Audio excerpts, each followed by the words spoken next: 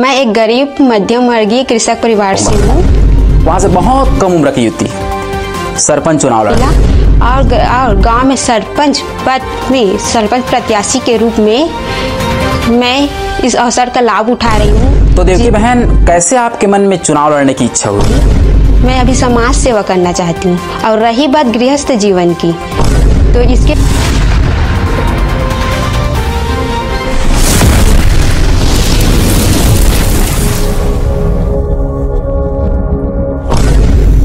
नमस्कार, मैं Yogesh Kumar Sahu MKC studio में आपका स्वागत करता हूँ।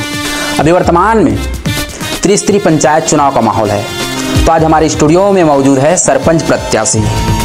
आने वाले 20 तारीख को ग्राम पंचायत का चुनाव होना है, जिसमें बालोद जिले के एक गांव है। गांव का नाम है ग्राम कोहंगाटोला। वहां से बहुत कम उम्र की युवती सरपंच चुनाव लड़ रही है। आइए उनसे बातचीत करते हैं। तो बहन, आप हमारे दर्शकों को अपना परिचय बताइए। जय जोहार, मेरा नाम देवकी ठाकुर है। मैं ग्राम कोहंगाटोला की निवासी हूँ। आप अपने परिवार के बारे में बता दीजिए। मैं एक गरीब मध्यम वर्गीय कृषक परिवार से हूँ। मेरे परिवार में टोटल 12 सदस्य हैं। मम्मी, पापा, चाचा, चाची, भैया, भाभी और 4 और भाई हैं। तो देवकी बहन, आपकी शिक्षा कहाँ तक हुई है? आप अभी तक पढ़ाई कर रहे हैं या आप पढ़ाई पूरा कर लिए हैं?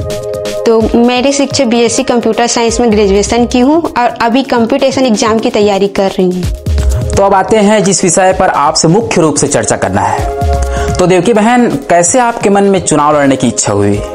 भैया, बात ऐसी है कि आज देश के हर क्षेत्र में महिलाओं को आगे बढ़ने का अवसर मिल रहे हैं। मैं भी एक गांव की बेटी हूं, जो परिवार समाज के सुख दुख में महत्वपूर्ण भूमिका निभाती हूं। इससे मुझे गांव के विकास और समाज सेवा करने का अवसर मिला और गांव में सरपंच पद में सरपंच प्रत्याशी के रूप में मैं इस अवसर का लाभ उठा रही हूँ। और अपनी इच्छा में अपने परिवार वाले, गांव वाले को बताई, जिससे उन्होंने अपना पूरा सहयोग मुझे दिया। तो देवकी बहन, मैं ये बोल रहा था, अगर आप चुनाव जीत जाती हैं तो आप एक गांव की बेटी हैं और गांव के महिलाओं के लिए आपका मतलब क्या बोलना चाहिए, क्या क्या कार्य करेंगे आप गांव के महिलाओं के लिए? अगर मैं गांव वाले के आशीर्वाद से चुनाव में विजयी हो गई तो मैं गांव की बड़ी बहनों एवं छोटी बहनों को स्वरोजगार और शासन से मिलने वाली योजनाओं, शिक्षा, खेल कूद के क्षेत्र में आगे बढ़ाने का प्रयास करूंगी। और महिलाओं, माताओं, बहनों जिसको शासन की योजनाएं, बिहान योजना, महिला स्व सहायता समूह, उससे कार्य और उसका प्रशिक्षण का जो कार्य है दिया जाता है, उसे उपलब्ध कराने की पूरी प्रयास करूंगी, जिससे वे आत्मनिर्भर बने और गांव के विकास के लिए भागीदारी निभा सके। तो देवकी बहन, आप गांव की मूलभूत आवश्यकताओं के लिए कैसे काम करेंगी? हमारे दर्शकों को बताइए आप।